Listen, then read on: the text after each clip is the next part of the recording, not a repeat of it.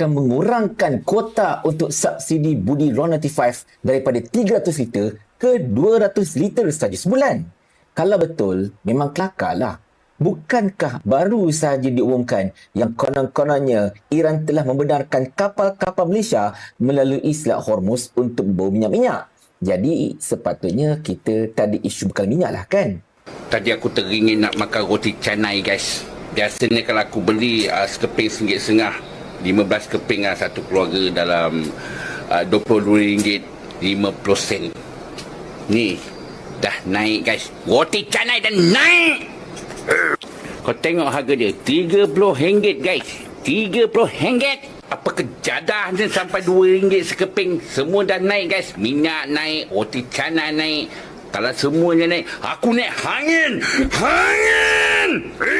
Aduh, minyak kuning tak ada, minyak hijau tak ada.